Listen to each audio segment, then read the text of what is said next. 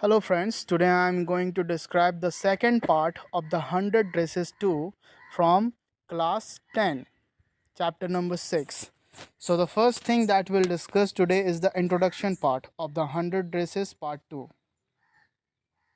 In continuation of the previous lesson, the 100 Dresses 2 reveals why Wanda Petronsky had not been coming to school. पिछले part की निरंतरता में the 100 dresses 2 से पता चलता है कि वांड्रा पेंट्रॉन्स्की स्कूल क्यों नहीं आ रही थी.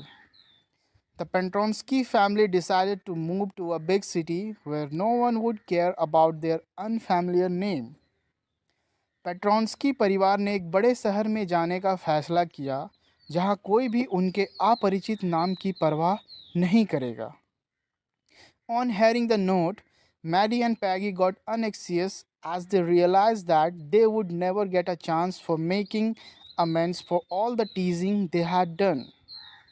यह नोट सुनकर मैडी और पैगी चिंतित हो गए क्योंकि उन्होंने महसूस किया कि उन्हें अपने द्वारा किए गए सभी चिढ़ाने के लिए उसे सुधारने का मौका कभी नहीं मिलेगा.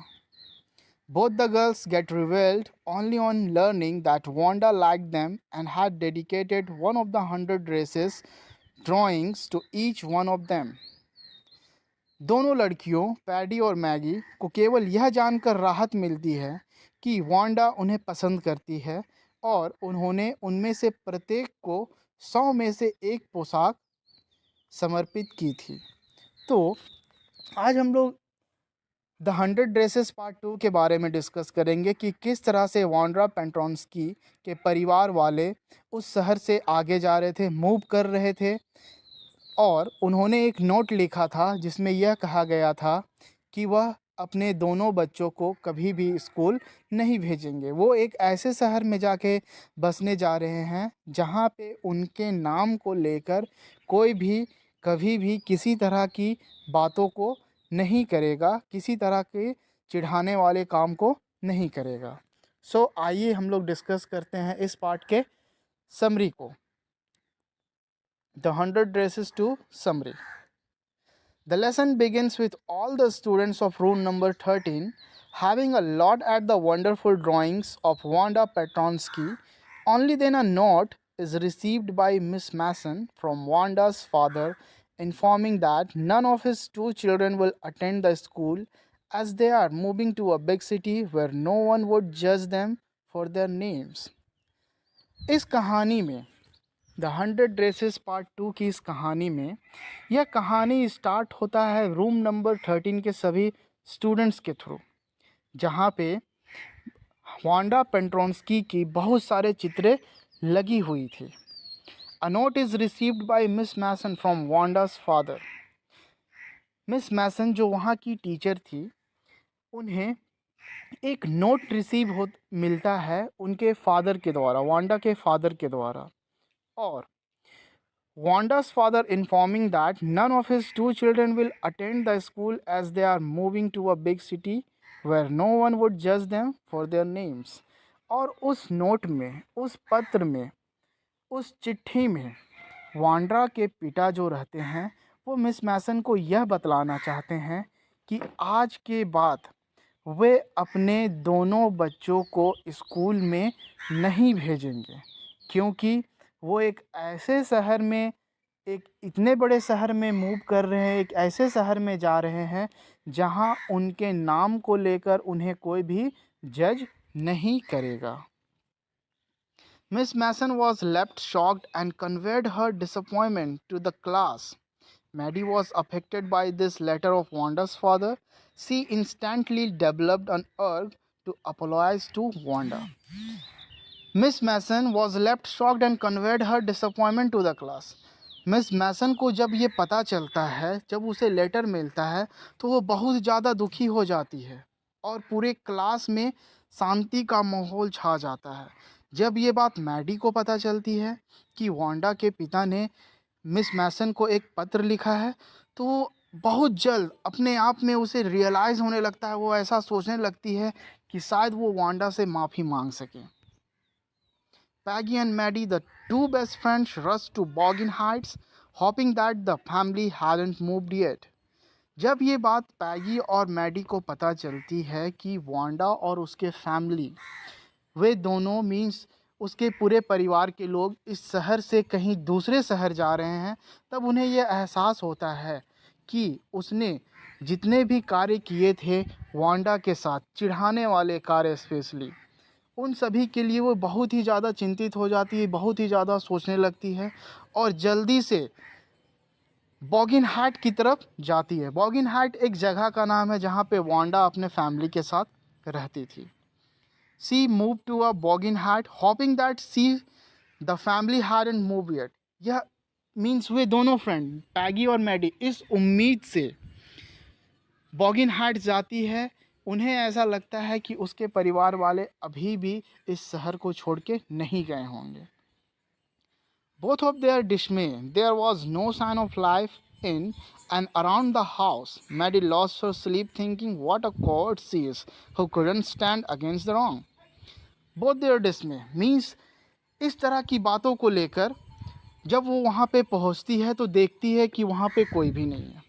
अपने चारों तरफ देखती है कि वहाँ पे कोई भी नहीं है। बॉगिन्स हाट में चारों तरफ ढूंढने के बाद जहाँ पे वांडा अपने परिवार वालों के साथ रहती थी, जब वहाँ पे वो जाती है और वहाँ ढूंढने का कोशिश करती है तो वहाँ पे वो किसी को नहीं पाती है।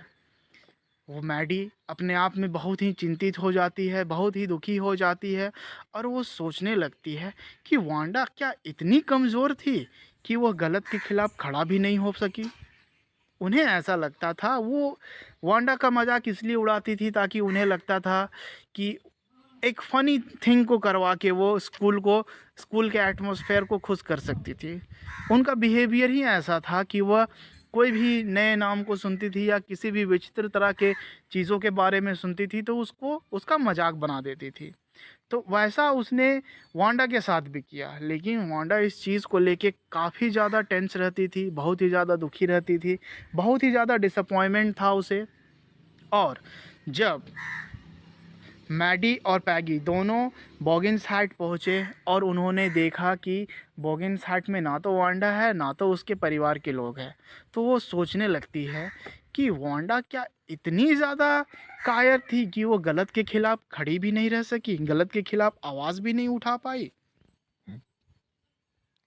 That day she decided that she will never let anyone tease someone like that again. उस दिन उसने यह फैसला किया कि आज के बाद वह किसी को भी कभी भी इस तरह से नहीं चिढ़ाएगी। That weekend, Peggy and Maddie decided to write a letter to Wanda that was originally meant to be apologetic, but they ended up writing a friendly note asking her how did she like the new place. उस दिन Wanda ने यह decide किया, means उस दिन पैगी और Maddie ने यह डिसाइड किया कि आज के बाद वो कभी भी किसी को इस तरह से नहीं चिढ़ाएगी।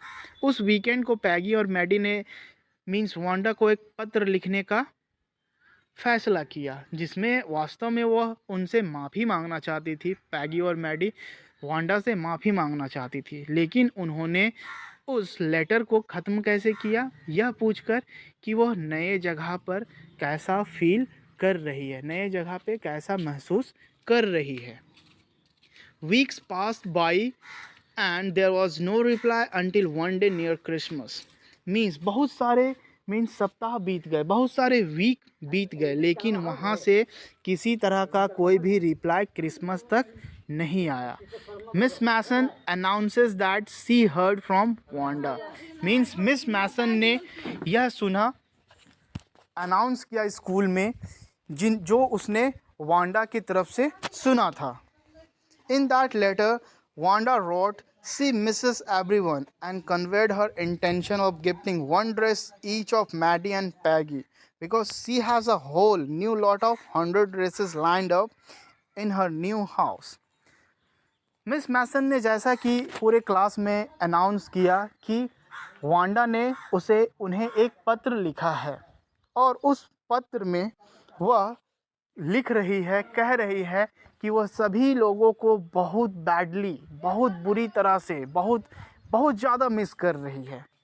और वह ये भी कहना चाहती है कि वह अपने नए घर में जो 100 ड्रेस फिर से बनाई है, उन ड्रेसों में से पैगी और मैडी के लिए एक एक ड्रेस को वो गिफ्ट करना चाहती है. Both of them were happy to receive it and later realized that it was their faces she had drawn along with the dresses. Means वे दोनों बहुत ही ज़्यादा खुश हो जाती है इन सभी चीज़ों को सुनकर, इन सभी चीज़ों को रिसीव कर कर, और उन्हें यह ऐसा एहसास होता है कि ये सिर्फ ड्रेस नहीं है, ये इनका चित्र है जो वांडा ने उन लोगों के लिए बनाया है. Thus they both concluded that Wanda did like them. और इस तरह से उन दोनों को ऐसा लगता है कि वांडा आज भी उन्हें पसंद करती है, आज भी वो वांडा जो है वो पैडी और मैगी से नाखुश नहीं है. और इसी तरह से द 100 ड्रेसेस पार्ट 2 का यह जो चैप्टर था वो ख़त्म होता है. Thank you guys for listening all my videos and all watching my all videos.